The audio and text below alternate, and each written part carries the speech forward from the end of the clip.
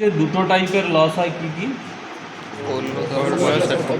Core loss আর copper loss. Transformer যেহেতু rotating device নয়, সেই জন্যে কোনো ফ্রিকশন লস মানে ঘর্ষণজনিত কারণে কোনো লস হয়নি, আর উইন্ডেজ লসও হয়নি কোনো। ঠিক আছে, উইন্ডেজ মানে ওই বাতাসের কারণে, যেগুলো হচ্ছে মোটরে হয়। তাহলে মোটর আর ট্রান্সফর্মারের মধ্যে একটাই তফাৎ, ট্রান্সফর্মার হচ্ছে একটা স্ট্যাটিক ডিভাইস, যেটা প্রথমেই বলা হয়েছে যে ট্রান্সফর্মার একটা স্ট্যাটিক ডিভাইস, আর মোটর বা অল্টারনেটর বা জেনারেটর যাই হোক সেগুলো সব রোটেটিং ডিভাইস। ট্রান্সফর্মারে ম্যাগনেটিক লস আর কপার লস এই দুটো টাইপের লস হয়। ম্যাগনেটিক লসের মধ্যে কোর লসটা পড়ে। ঠিক আছে, আর কোর লসের মধ্যে কি কি আছে? এডি কারেন্ট লস আর hysteresis loss. Eddy current loss আর hysteresis loss. Eddy current loss আর হিস্টেরিসিস লসের সূত্র জানিস? লসেস হচ্ছে মেনলি দুটো, এটা হচ্ছে কোর বা ম্যাগনেটিক বা আয়রন লসও বলা যায়। তিনটে নাম আছে, কোর লস और ম্যাগনেটিক লস और আয়রন লস। ঠিক আছে, আর দু নম্বর হচ্ছে কপার লস। ঠিক আছে, এবার কোর লসটা আবার দুই টাইপের। কি কি? এডি কারেন্ট আর হিস্টেরিসিস। এডি কারেন্ট কি জিনিস জানিস?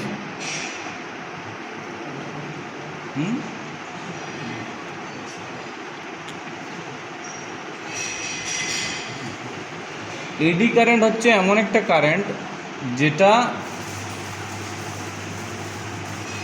মোটরের ক্ষেত্রে এটা বোঝানো সুবিধা, মানে ম্যাগনেটিজম সাপোজ ধরে রাখ কোনো একটা জায়গায় ইএমএফ ইনডিউসড হচ্ছে, ইএমএফ ইনডিউসের ফলে আমরা কি জানি ফ্যারাডেজ ল ওয়াইজ, যে কোনো একটা জায়গায় যদি ফ্লাক্স বা কোনো কিছু, ফ্লাক্স বা কন্ডাক্টর, এই দুটোর মধ্যে ইন্টারেকশনের ফলেই তো হয় ইএমএফ ইনডিউস। এটা তো জানিস ফ্যারাডেজ ল ওয়াইজ, যে ফ্লাক্স আর কন্ডাক্টর একে অপরকে যদি কাট করে, মানে কন্ডাক্টরটা অ্যাকচুয়ালি যদি ফ্লাক্সকে কাট করে যে কোনো উপায়ে, দুটোই মুভমেন্ট করা অবস্থায় থাকতে পারে, কিংবা একটা স্থির আছে একটা মুভমেন্ট করছে, এইরকম যদি হয় তাহলে ইএমএফ ইনডিউস হয়। এবার ইএমএফ ইনডিউস হওয়ার ফলে কন্ডাক্টরে যে কারেন্টটা ফ্লো করে সেই কারেন্টটাকে নর্মালি এডি কারেন্ট বলা হয়।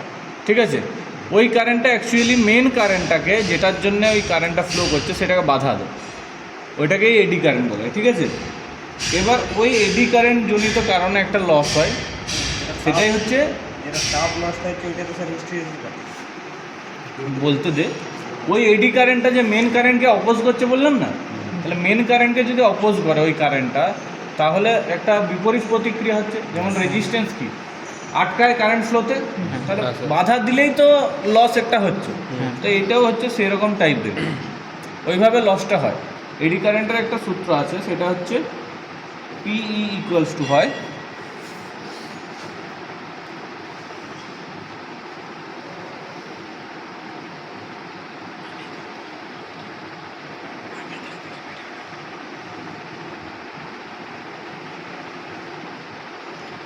Eta B max square F square T square. ঠিক আছে, ইটাটা হচ্ছে ফোন আসছে নাকি? ইটাটা হচ্ছে কি, এটা হচ্ছে একটা কনস্ট্যান্ট, এটা ভাবার দরকার নেই। বি ম্যাক্স এটা হচ্ছে ম্যাক্সিমাম ফ্লাক্স ডেন্সিটি। এটা আরও যখন ম্যাগনেটিজম পড়াবো তো ম্যাগনেটিজমে এটা প্রপার ডিসকাস আছে। ঠিক আছে, বি ম্যাক্স হচ্ছে maximum flux density of the magnetic reversal, মানে যে ম্যাগনেটিক ম্যাটেরিয়ালটা থাকছে তার ম্যাক্সিমাম ফ্লাক্স ডেন্সিটি। ঠিক আছে, ফ্লাক্স তো তোরা জানিস না, ফ্লাক্স জানিস?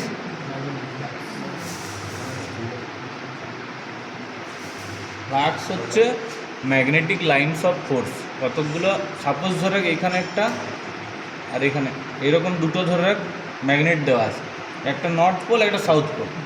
সবসময় কী হয়, নর্থ পোল থেকে সাউথ পোলের দিকে কি যায়, ফ্লাক্স যায়। মানে ফ্লাক্স বলতে কীরকম, লাইনস অফ ফোর্স। এরকম সাপোজ ধরে দুটো ম্যাগনেট আছে, ঠিক আছে, এটা নর্থ পোল এটা সাউথ পোল। সিমিলার পোল হলে হবে না, দেখবি ডিসিমিলার পোল হলে একে অপরকে অ্যাট্রাক্ট করে। ঠিক আছে, অ্যাট্রাক্ট করে মানে কি, ওখান থেকে ওখানে কতগুলো অদৃশ্য লাইনস অফ ফোর্স যায়, যে বলটার দ্বারা আকর্ষণ করে। ওটা কি, ওটা তো একটা বল, ওটা একটা ফোর্স। তো এই যে লাইনস অফ ফোর্সগুলো একত্রে একে টানছে, তার মানে যাচ্ছে একদিক থেকে অপর দিকে যাচ্ছে নিশ্চয়ই, তবেই তো আকর্ষণ করতে পারছে। তো এগুলোকেই বলা হচ্ছে ফ্লাক্স, একত্রে বলা হচ্ছে ফ্লাক্স। যদি বলা হয় ফ্লাক্স কাকে বলে, তাহলে বলতে হবে যে ম্যাগনেটিক লাইনস অফ ফোর্সগুলোকে একসঙ্গে বলা হয় ফ্লাক্স। ঠিক আছে, এবার হচ্ছে হ্যাঁ, এটা অলওয়েজ নর্থ থেকে সাউথের দিকেই যায়, বাইরে, ম্যাগনেটের বাইরে। আর ম্যাগনেটের ভিতরে কোন দিকে যায়? সাপোজ ধরো এটা একটা ম্যাগনেট আছে, এটার এই দিকটা নর্থ পোল, এইটা একটা ম্যাগনেট আছে, এটা এই দিকটা সাউথ পোল। ঠিক আছে, তাহলে বাইরে যদি এটা নর্থ থেকে সাউথের দিকে যায়, তাহলে ভিতরে সাউথ থেকে নর্থের দিকে যাবে। তার মানে ভিতরে ম্যাগনেটটার মধ্যে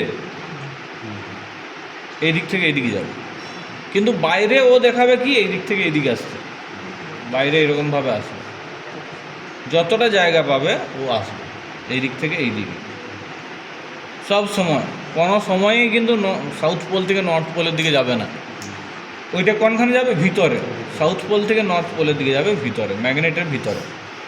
আর ম্যাগনেটের বাইরে মানে যেখানে আমরা আকর্ষণ বলটা দেখতে পাই, একটা যদি ম্যাগনেট আছে এরকম মনে কর, এটা এর নর্থ পোল আর এটা হচ্ছে সাউথ পোল, তুই দেখতে পাস কি যে এটা এই দুজনের মধ্যে আকর্ষণ করছে না করে না? বা বুঝতে পারবি কি? কিছু হবে না, ওইটা দেখাই যাবে না। কিন্তু এর সামনে যখন একটা ম্যাগনেটকে নিয়ে যাবি, এটা একটা ম্যাগনেট, সাপোজ এর এদিকটা নর্থ পোল, এর এদিকটা যদি সাউথ পোল হয়, তখন দেখা যাবে কি একে অপরকে আকর্ষণ করছে। তাহলে কি ম্যাগনেটিক লাইনস অফ ফোর্সগুলো এই দিক থেকে এইদিকে যাচ্ছে। ঠিক আছে, তো এখানেও সেম ব্যাপারটা হয়। এইটা হচ্ছে সূত্র। আর একটা সূত্র আছে হিস্ট্রিসিস লসেস। হিস্ট্রিসিস লস সম্পর্কে বলতে গেলে হিস্ট্রিসিসে অনেক বড় ডেফিনেশন আছে, মানে অনেক কিছু জানতে হবে হিস্ট্রিসিস জানতে গেলে। ম্যাগনেটিজমে একটু বলে দেবো, ঠিক আছে।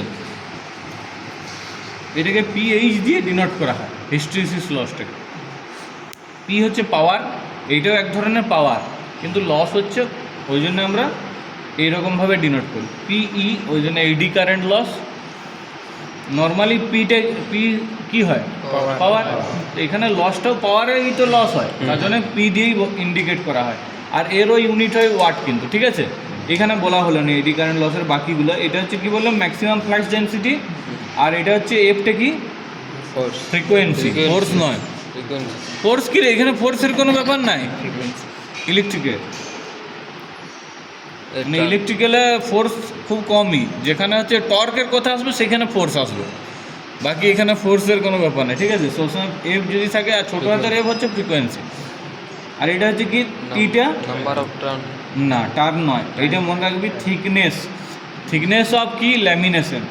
এবার ল্যামিনেশন জিনিসটা কীরকম বলতে গেলে বলতে হবে, এই যে দিশটা পাতাটা দেখতে পাচ্ছিস, হ্যাঁ, এগুলোকে যদি আমি একটা একটা ধরি, এগুলোকে বলা হয় এক একটা ল্যামিনেশন।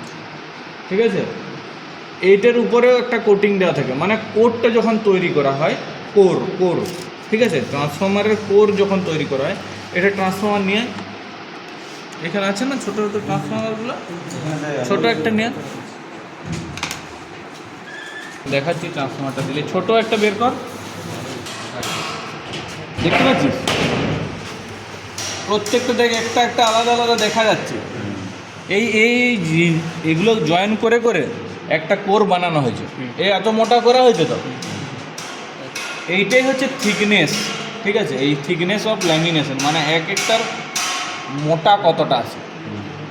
ঠিক আছে, এইটা যত পাতলা হবে তত ভালো হবে, তত লস কম হবে। যত মোটা হবে, দেখ এর স্কোয়ার টাইমস হচ্ছে প্রপোর্শনাল। স্কোয়ার টাইম প্রপোর্শনাল মানে যত বেশি মোটা হবে তত দ্বিগুণ হারে হারে বাড়বে। ঠিক আছে, এটা সাপোজ যদি থিকনেস মনে কর 2 হয়, 2 mm, তাহলে 2 এর স্কোয়ার কর, কত হচ্ছে? 4। যদি 3 হয় তাহলে 3 এর স্কোয়ার কর, 9। দ্বিগুণ হারে বাড়ছে, বুঝতে পারছিস? তাহলে কত বেশি বাড়বে, মানে থিকনেসটা আমার কম হওয়া কতটা গুরুত্বপূর্ণ। তাহলে এটা হচ্ছে খুবই গুরুত্বপূর্ণ ব্যাপার। আর এটা হচ্ছে থিকনেস অফ ল্যামিনেশন। আর এই যে প্রত্যেকটা কোর দেওয়া আছে, তার মাঝে মাঝে একটা করে পাতলা করে লেয়ার দেওয়া থাকে। কীরকম বলবো, এই যে একটা দেওয়া আছে, তো তার মাঝে এরকম পাতলা একটা প্লাস্টিকের মতন জিনিস দেওয়া থাকে। ঠিক আছে, প্লাস্টিকের আবরণ। তাহলে ওইটার সঙ্গে তার পাশেরটা যেন না টাচ করে, কিংবা কালার কোটিং দেওয়া থাকে, মানে ভার্নিশিং, যেটা আমরা ওই ফ্যানের কয়েলের জন্য করছিল না সেকেন্ড ইয়ারের ছেলেগুলো, সেটা রঙের মতো দেখতে, ওই জিনিসটা ওইটা হচ্ছে ইনসুলেশন হিসেবে কাজ করে বা ইনসুলেটিং ম্যাটেরিয়ালের মতো, ঠিক আছে। কিংবা পাতলা প্লাস্টিক দেওয়া থাকে, হ্যাঁ পাতলা প্লাস্টিকের একটা আবরণ দেওয়া থাকে, খুলে দেখেছিস? হ্যাঁ দেখেছিস তো, আছে মাঝে মাঝে, প্রত্যেকটার মাঝে আছে কিন্তু, ঠিক আছে। তাহলে এগুলোকে বলা হচ্ছে ল্যামিনেশনের থিকনেস, এইটার উপরে ডিপেন্ড করছে এডি কারেন্ট লসটা। মেনলি তিনটে জিনিসের উপর ডিপেন্ড করে, আরেকটা জিনিসের উপর ডিপেন্ড করে, সেটা হচ্ছে ভলিউম, ভি, ঠিক আছে। মানে ভলিউম অফ দ্য কোর, কোরের কতটা ভলিউম আছে, মানে কোরটার আয়তন কতটা আছে। কোরের আয়তন যত বেশি হবে তত লস বেশি হবে। ভলিউমটা অ্যাকচুয়ালি অনেক জায়গায় লেখা থাকে, অনেক বই দেখবি লেখা থাকবে, আবার অনেক বই লেখা থাকবে না, কিন্তু ভলিউমের উপরেও ডিপেন্ড করে। ভলিউমের উপরে দুটো জিনিসই ডিপেন্ড করে, এডি কারেন্ট লসও ডিপেন্ড করে, হিস্ট্রিসিস লসও ডিপেন্ড করে, ঠিক আছে। হিস্ট্রিসিস লসের সূত্রটা হচ্ছে, এখানে একটা কনস্ট্যান্ট থাকে কে বলে, যেটাকে বলা হচ্ছে, বিভিন্ন জায়গায় বিভিন্ন জিনিস লেখা থাকে এই কনস্ট্যান্টটার নামটা, কিন্তু এটাকে বলা হয় অ্যাকচুয়ালি স্টেনমার্জ কনস্ট্যান্ট। স্টেনমার্জ বলে একটা বিজ্ঞানী আবিষ্কার করেছিল, ওই জন্য এর নাম হচ্ছে স্টেনমার্জ কনস্ট্যান্ট, ঠিক আছে। তারপর হয় বি ম্যাক্স টু দি পাওয়ার 1.6, ঠিক আছে। তারপর হয় এফ ভি, হ্যাঁ এটাই। তাহলে এইখানে দেখ 1.6 মানে 1.6 টাইমস হচ্ছে বি ম্যাক্স, মানে ম্যাক্সিমাম ফ্লাক্স ডেন্সিটির 1.6 টাইমস হয়। আর ফ্রিকোয়েন্সির স্কোয়ারও না, নর্মাল ফ্রিকোয়েন্সির সঙ্গে প্রপোর্শনাল, ঠিক আছে। আর volume of the conductor material এইটার সঙ্গে। তাহলে এইটা হচ্ছে এই তিনটি জিনিসের সঙ্গে, এটা হচ্ছে চারটে জিনিস আছে, বি ম্যাক্স, এফ, টি, ভি। তার মধ্যে সবচেয়ে যদি কোনো কিছুর উপর ভ্যারি করে, কী হলে তো গল্প হচ্ছে কেন, সবচেয়ে যদি কোনো কিছুর উপর ভ্যারি করে তাহলে এই তিনটে জিনিসের উপর। তার মধ্যে আমরা ফ্রিকোয়েন্সিটাকে কনস্ট্যান্টই ধরে নিতে পারি, ঠিক আছে, নর্মাল পাওয়ার সাপ্লাইয়ের ক্ষেত্রে। আর কি, এইটাও মোটামুটি একটা কোর তৈরি হয়ে গেলে এটাও কনস্ট্যান্ট হয়ে যায়। ম্যাটেরিয়াল যদি ভালো হয় তাহলে এটাও কনস্ট্যান্টের কাছাকাছি, তাহলে এই থিকনেসটা আমরা ভ্যারি করতে পারি বেশি, ঠিক আছে। থিকনেসটা চেঞ্জ করতে পারি, থিকনেস যত কমাবো তত আমার লস কম হবে, থিকনেস যত বেড়ে যাবে লস বেশি হবে, ঠিক আছে। তাহলে এই দুটো টাইপের লস আছে, যেটা আমরা কোনখান থেকে পাই, এই কোর লসটা পুরোটা পাই open circuit test, open circuit test থেকে। ম্যাগনেটিক লস বা কোর লস বা iron loss open circuit test থেকে কেন পাই? ওপেন সার্কিট টেস্টে আমরা শুধুমাত্র সাপ্লাই দিই। কোন দিকে সাপ্লাই দিই? হাই ভোল্টেজ সাইডে না, হাই ভোল্টেজ সাইডে সাপ্লাই দিই, লো ভোল্টেজ সাইডে সাপ্লাই দিই। লো ভোল্টেজ সাইডে সাপ্লাই দিলে হাই ভোল্টেজ সাইডটা আমরা ওপেন করে রাখি, ঠিক আছে। হাই ভোল্টেজ সাইডটা এই তুই দেখতে পাচ্ছিস ঠাকুর দাস, তো এই দিকে বাইরে বেরিয়ে আয়, ও কী মারছিস কেন?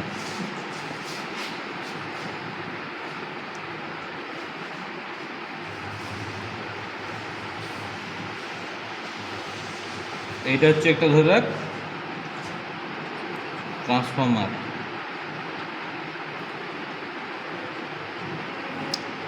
এটা হচ্ছে কি বললাম লো ভোল্টেজ সাইড এলভি, আর এটা হচ্ছে এইচভি। এদিকে সাপ্লাই দেওয়া হয় আর এদিকটা ওপেন থাকে, ঠিক আছে। যেহেতু এদিকটা ওপেন সেই জন্য কোনো রকম কোনো কারেন্ট ফ্লো করে না, কিন্তু ভোল্টেজটা মানে এখানে এসে ফ্লাক্সটা লিঙ্কেজ হয় কম কম করে হলেও, ঠিক আছে। এই যে যতটা ফ্লাক্স লিঙ্কেজ হচ্ছে এইটার জন্য ম্যাগনেটিক লসটা আমাদের এখানে পাওয়া যায়, যে কোরটার মধ্যে কতটা ম্যাগনেটিক লস হচ্ছে বা কোর লস হচ্ছে বা আয়রন লস হচ্ছে, সেটাকেই একই জিনিস, তিনটে নামই হচ্ছে একই, ম্যাগনেটিক বা কোর লস বা আয়রন লস। তাহলে কি করতে হবে? প্রথমত আমাকে একটা ট্রান্সফর্মার নিয়ে লো ভোল্টেজ সাইডটাতে সাপ্লাই দিতে হবে, হাই ভোল্টেজ সাইডটি ওপেন রাখতে হবে।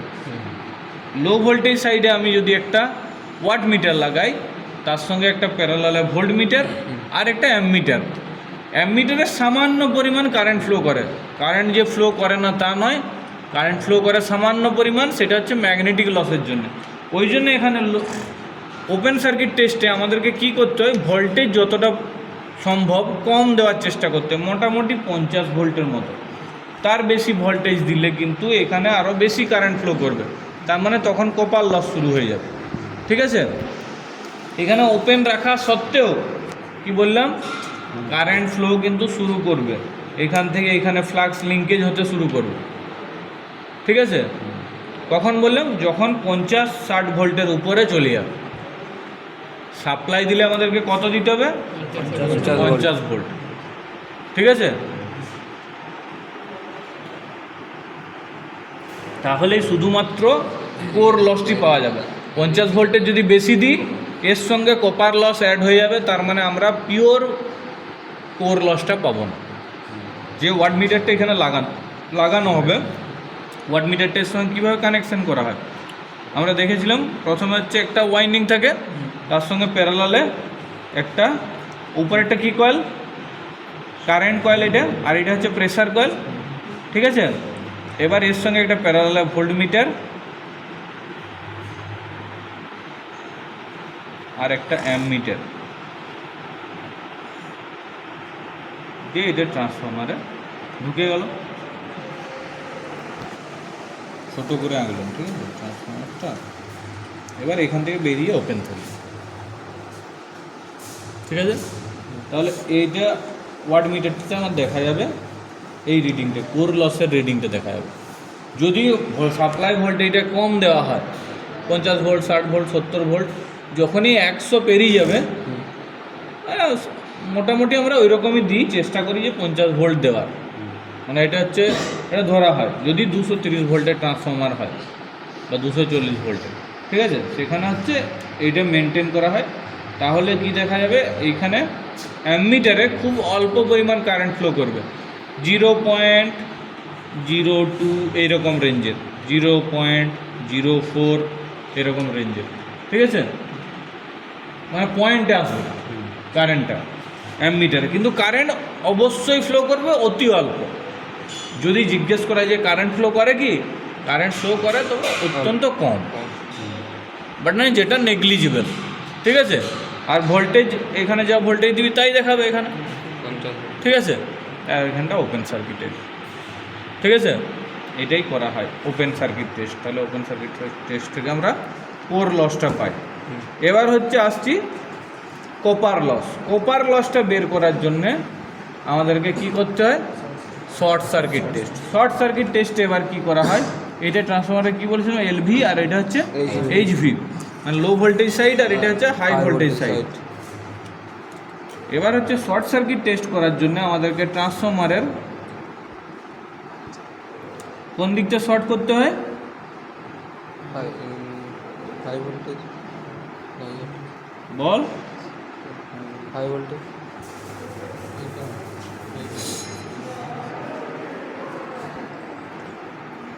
এটা হচ্ছে হাই ভোল্টেজ সাইড, আর এটা হচ্ছে লো ভোল্টেজ, লো ভোল্টেজ সাইড। লো ভোল্টেজ সাইডটা শর্ট করা হয় কি দিয়ে, একটা অ্যামিটার দিয়ে, অ্যামিটার দিয়ে শর্ট করা হয়। আর হাই ভোল্টেজ সাইডে সাপ্লাই দেওয়া হয়। এইখানে যেটা, এখানে তার উল্টোটা। হাই ভোল্টেজ সাইডটা কেন আমরা শর্ট করিনি, লো ভোল্টেজ সাইডটা কেন শর্ট করি, হাই ভোল্টেজ সাইডটা যদি আমরা শর্ট করি তাহলে অনেক বেশি পরিমাণ কারেন্ট ফ্লো করবে শর্ট সার্কিটে। শর্ট সার্কিট মানে কি, আমরা যদি একটা সাপোজ সার্কিট কমপ্লিট করি, আজকে যে বোঝাচ্ছিল open circuit, short circuit, short circuit কোনো একটা জায়গায় যদি হয়ে যায় তখন কি হয়, অনেক এক্সেসিভলি হাই কারেন্ট ফ্লো করে, এক্সেসিভলি হাই কারেন্ট ফ্লো করার ফলে সার্কিটটা পুড়ে যেতে পারে। তো এখানেও সেরকমই ব্যাপার হয়, আমি যদি এটা শর্ট করে দিই তাহলে এক্সেসিভলি হাই কারেন্ট ফ্লো করার কথা, তো এক্সেসিভলি হাই কারেন্ট যদি ফ্লো করে তাহলে পুড়ে যাবে কয়েলটা। ওই জন্য আমরা এইচভি সাইড কোনো দিন শর্ট করি না, সবসময় এলভি সাইড শর্ট করি, লো ভোল্টেজ সাইড। ঠিক আছে, এইচভি সাইডে সাপ্লাই দিই, লো ভোল্টেজ সাইড শর্ট করে রাখি। ঠিক আছে, এইখানেও প্রথমে যতটা সম্ভব কম ভোল্টেজ দেওয়ার চেষ্টা করতে হবে।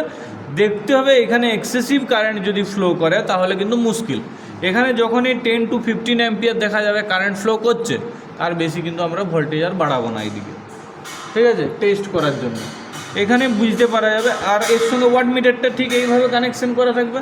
হাই ভোল্টেজ সাইডে ওয়াট মিটার কানেকশন করা থাকলে ওয়াট মিটার রিডিংয়ে দেখা যাবে কপার লস কতটা হচ্ছে, ঠিক আছে।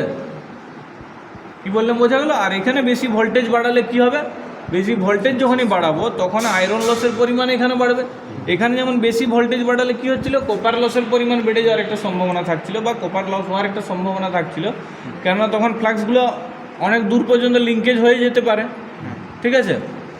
তার জন্য এখানেও কম ভোল্টেজ দেবো, এখানেও কম ভোল্টেজ দেবো, যদিও এখানে বেশি দেওয়া যায়, এখানে বেশি দেওয়া যাবে না, যেটা short circuit test. Open circuit টেস্টে যদিও বেশি ভোল্টেজ দেওয়া যায়, কিন্তু শর্ট সার্কিট টেস্টে বেশি ভোল্টেজ দেওয়া যাবে না, কেননা এখানে কারেন্ট ফ্লোটার দিকে লক্ষ্য রাখতে হবে। অ্যামমিটার লাগানো আছে, যেটা শর্ট করা আছে, সেখানে দেখতে হবে যে মোটামুটি 15-20 অ্যাম্পিয়ার তার বেশি না চলে যায়। 40-50 অ্যাম্পিয়ারে যদি চলে যায়, এইদিকে ওয়াইন্ডিংটা পুরোটাই পুড়ে যাবে, ঠিক আছে। তাহলে এই জিনিসগুলো আমাদেরকে দেখতে হবে। হ্যাঁ, বোঝা গেল ব্যাপারটা? কারো কোনো কনফিউশন? না, তাহলে শর্ট সার্কিট টেস্ট থেকে আমরা কি পাবো? করলো এই কপার লস, আর ওপেন সার্কিট? করলো ওপেন সার্কিট টেস্টটা কোন দিকে করা হয়? লো ভোল্টেজ সাইড না high voltage side? Low voltage সাইডে কি করব?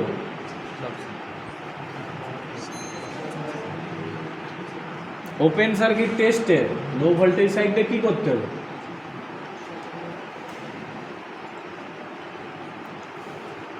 এই মাত্র বলে দিলাম। সায়ন বল। লো ভোল্টেজ সাইডে সাপ্লাই দিতে হবে, আর হাই ভোল্টেজ সাইডে কোন দিকে মনটা আছে? 3বার ধরে যে বলছি, একই কথা বারবার বলে যাচ্ছি। এইখানে লিখিয়ে দিয়েছি, দেখ, সাপ্লাই দিতে হবে লো ভোল্টেজ সাইডে ওপেন সার্কিট টেস্টে, আর শর্ট সার্কিট টেস্টে হাই ভোল্টেজে সাপ্লাই দিতে হবে, আর লো ভোল্টেজে শর্ট করতে হবে। কি দিয়ে?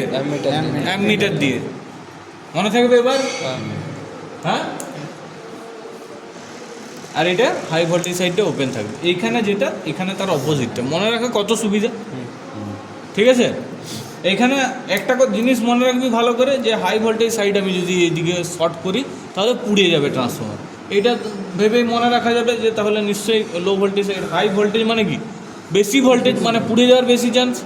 এইভাবেও মনে রাখতে পারিস, ঠিক আছে। মনে থাকবে এবার?